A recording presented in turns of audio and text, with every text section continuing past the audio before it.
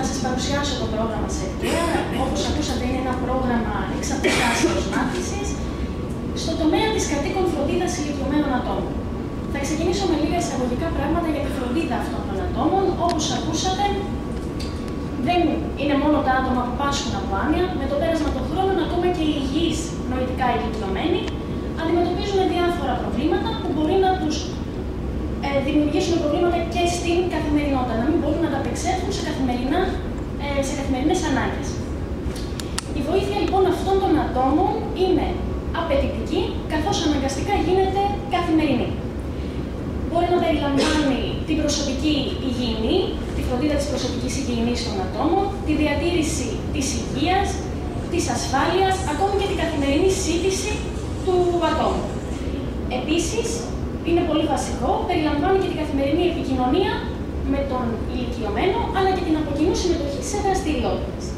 Όπως ακούσατε, στην Ελλάδα, ο ηλικιωμένος συνήθως φροντίζεται στο σπίτι τις περισσότερες φορές. Τη φροντίδα αυτή την αναλαμβάνουν είτε μέλη της οικογένειας, τα παιδιά ενός ηλικιωμένου, ο σύζυγος ή η σύζυγος, ακόμη και άτομα από το φιλικό περιβάλλον, τα οποία αναλαμβάνουν τη φροντίδα του ασθενή σε όλους τους τομείς της καθημερινής ζωής, χωρίς φυσικά να πληρώνουν.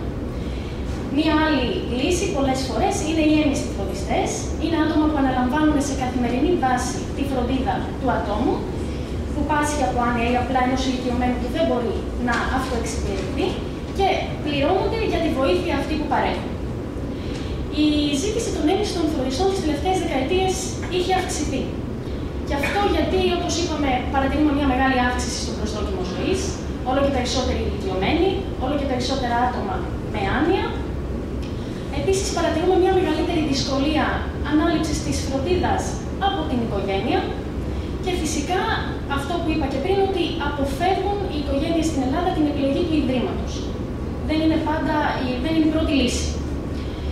Οι έμιστοι φροντιστές λοιπόν στην Ελλάδα συνήθως είναι γυναίκες. Είναι μετανάστριες, είναι μέσης ηλικίας, μένουν στο ίδιο σπίτι με τον ηλικιωμένο, μπορεί να είναι απόφοιτες δευτεροβάθμιας ή και τριτοβάθμιας εκπαίδευσης, αλλά δεν έχουν κάποια ειδίκευση στον τομέα της φροντίδας των ηλικιωμένων ατόμων.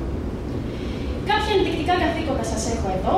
Η φροντίδα αυτών των ατόμων μπορεί να περιλαμβάνει από την προετοιμασία γεύματος και τη σύντηση του ηλικιωμένου, τη φροντίδα της προσωπικής υγιεινής, μέχρι την τακτική παρακολούθηση της υγείας, ενημέρωση της οικογένειας και του θεράποντος ιατρού για ό,τι πρόβλημα προκύπτει, τη χορήγηση της φαρμακευτικής αγωγής ή οποιασδήποτε άλλης θεραπείας, αντιμετώπιση δύσκολων και έκτακτων καταστάσεων, φυσικά και περιλαμβάνει τις οικιακές εργασίες